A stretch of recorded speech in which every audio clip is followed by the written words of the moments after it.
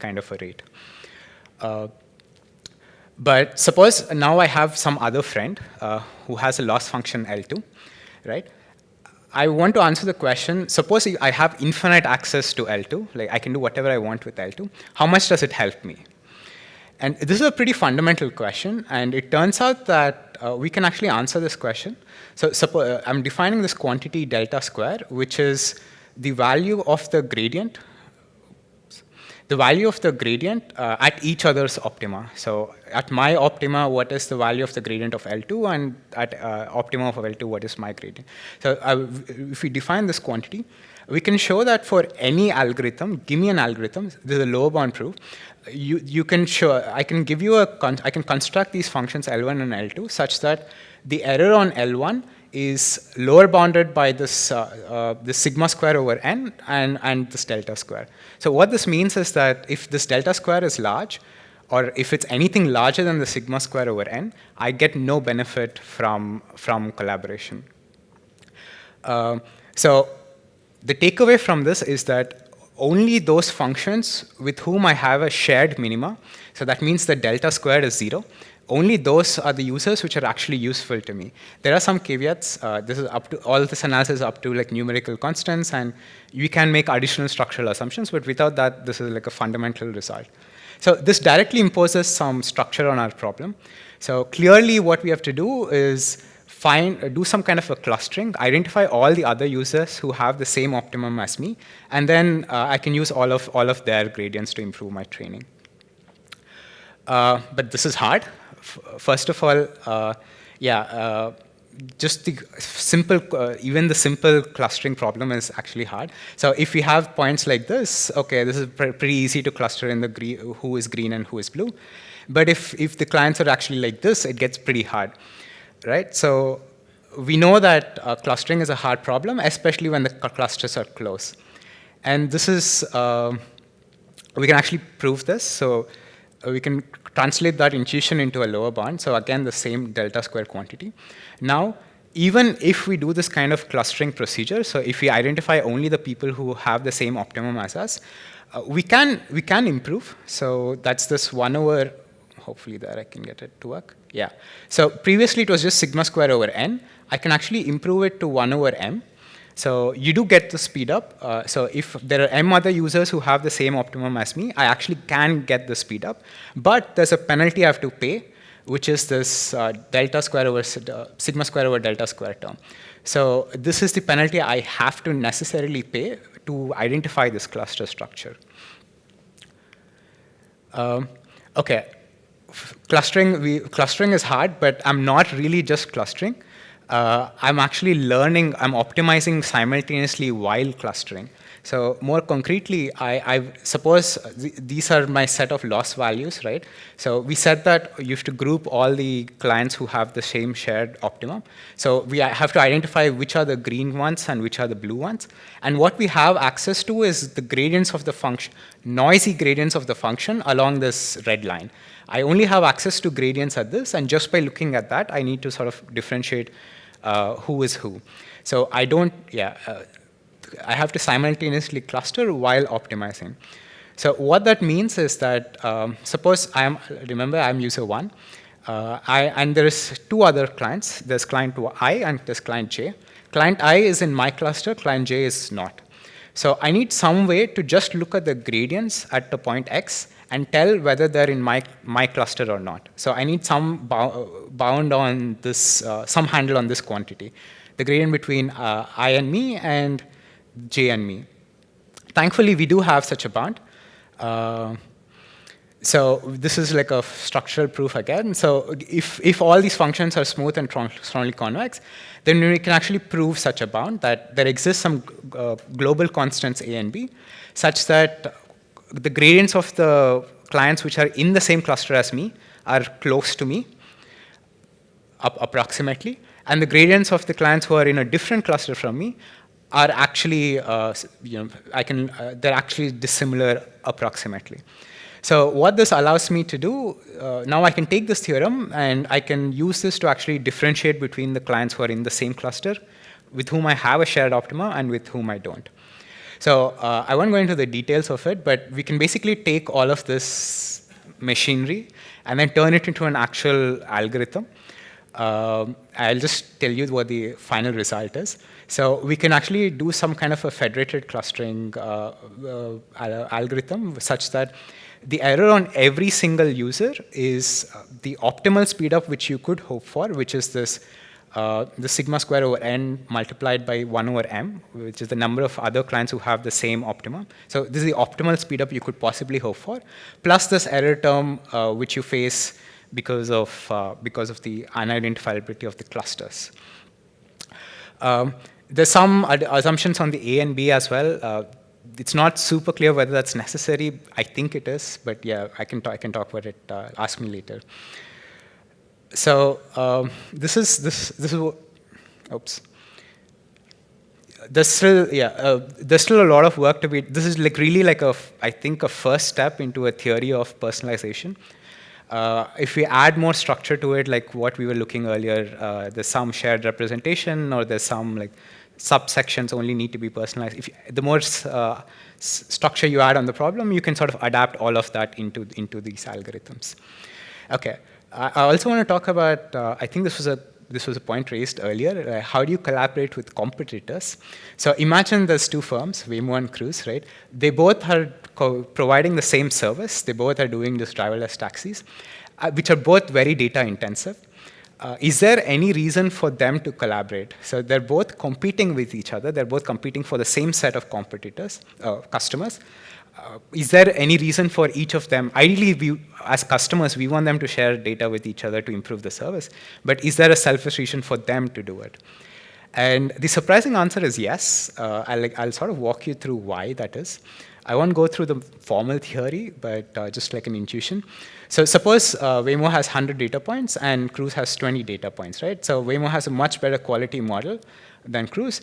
And what they will end up, so you can use this theory of, I think the field is called industrial organization, to sort of understand what the equilibrium of this game is. So there's two competitors and they both have some amount of data. They can provide some quality. What is the equilibrium? The equilibrium, it turns out, is that the one firm will choose to have a high quality model and set a high price. So people who really want this high quality will go to them. And the other firm will end up using a low quality but a low price. So people who don't care about quality that much will end up going to them. So the two firms sort of split the market between them. Now, if they fully share data with each other, they both will end up with the same quality model, and they both will end up with a high quality model, but they have basically the exact same product. So they'll be highly competitive, and what this will do is this will result in them competing against each other and driving down prices. So this is a setting which neither of them wants to be in. So they will never willingly directly compete with each other in this setting. So ideally, the situation they want to be in is where, I'm going to skip this part. Ideally, the situation they want to be in is where there is some amount of data sharing, but not fully. So both of them slightly improves their model. So they both can increase the amount of money they charge, but still, one still has a much better. They still differentiate the customers between them. So more abstractly, we can think that there is a function, utility function of which Waymo and Cruise have, which depends not only on the quality of their model, but also on the quality of their competitors.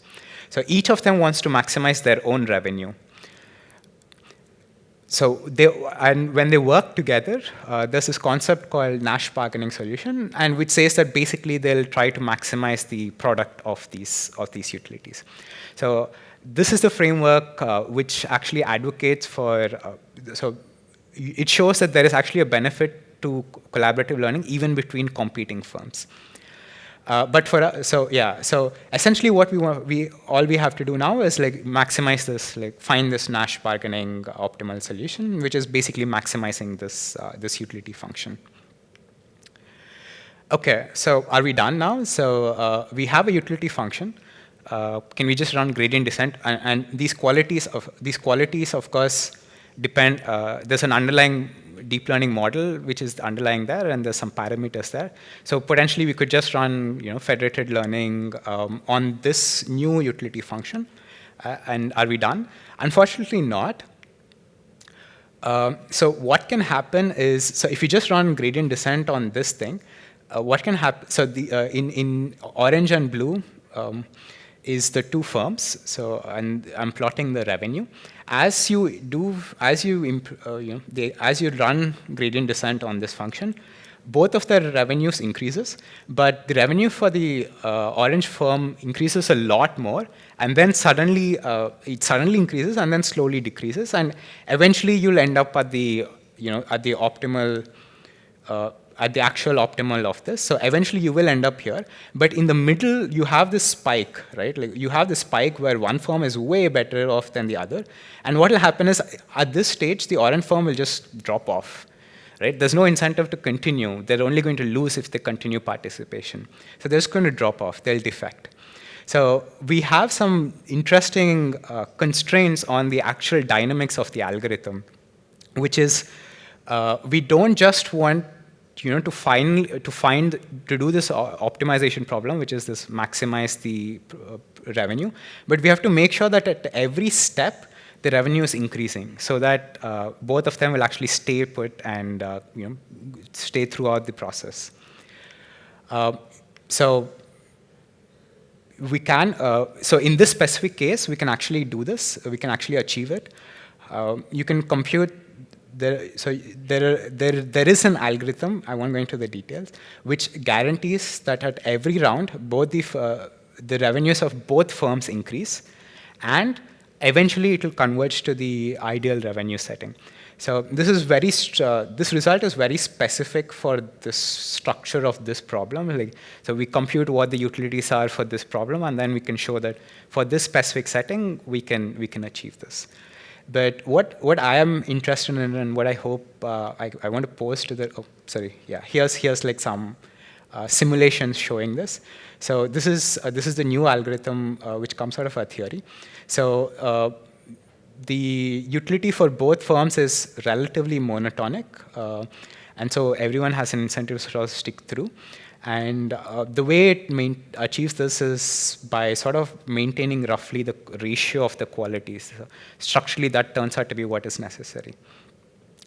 But there's a more general question here, which is which is this idea of like multi-objective optimization with some do no harm constraints on the dynamics. And I think this is like a very understudied problem, but I think it has a lot of applications. So this problem I want to sort of pose is, suppose there are that should be a n. Sorry. Suppose there are n objectives. Think of this as like fairness, privacy, bunch of constraints which we want, which ideally we would want to improve all of them simultaneously. And we're starting from some point x0, but we have this constraint that at every step of the improvement we cannot make any of these objectives worse. So in companies, this is a very this is a standard. Companies have a bunch of metrics, and they will only deploy something if it improves all the metrics, right? So these kind of restrictions are very commonplace in practice, that you have multiple objectives and you want to improve all of them, and you want to iteratively improve all of them. But we also have some notion of an optimal solution, like in this case, it was this Nash bargaining solution. So is this possible? For what settings is this possible? I think this is an open question, and yeah, I'm pretty excited about this kind of research. Any questions?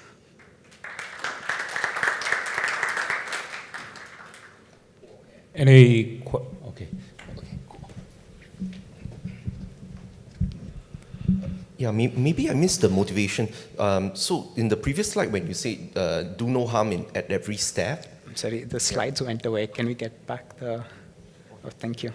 Yes. Yeah, like do no harm at every step. Is the motivation that one might just stop at that iteration? Exactly. If you think of these, if these objectives as belong as the utilities of different people, if at some step my objective is getting worse, I'll just drop out of this collaboration.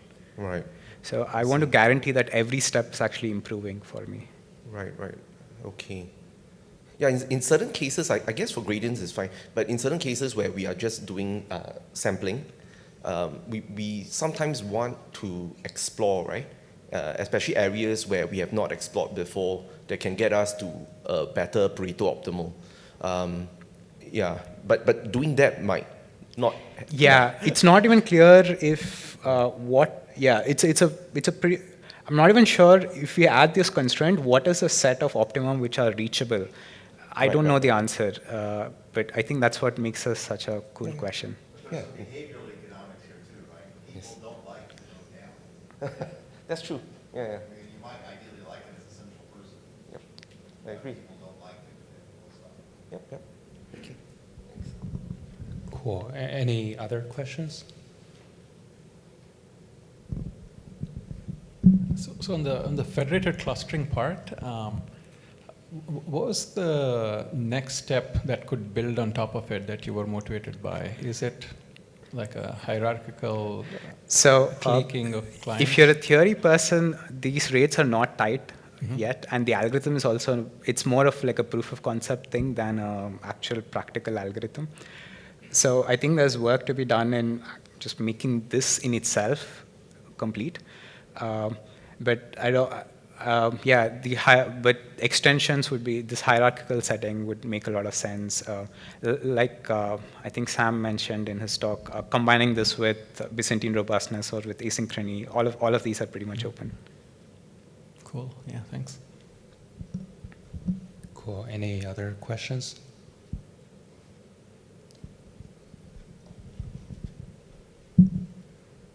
Thanks, Praneeth. Any comment on the motivation for contributing a subset of your dataset rather than the whole dataset in the whole process? You mean in this setting? Yes.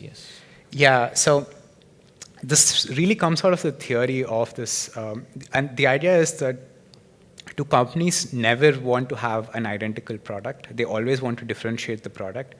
And if they've shared their entire data set with each other exactly, then they will have the same product at the end. So ideally, you want to, they will be strategic in how they share data. There is a case for a win-win setting here because by sharing, they can both improve their models. But they want to be sure that after the sharing happens, there's still some differentiation. Right. I'm talking about the case where Waymo has 100 data, but they share 80% of that, right? And Cruise shares 15, for example. Yeah, the specific numbers will sort of, it depends on the modeling assumptions you make. That is what will happen. So essentially what they both will sort of bargain with each other and say, you give me X number of points and I'll give you Y number of points, and this way both of our revenues will increase. Right. And do you assume that this is a zero-sum game or not? It's not, and that's the only reason why they will encounter, because it's zero-sum in the sense that the set of customers is fixed, right. But it's not zero-sum because they can charge more for a better quality product. Okay, thanks. Cool. Let's move on to the next speaker, probably.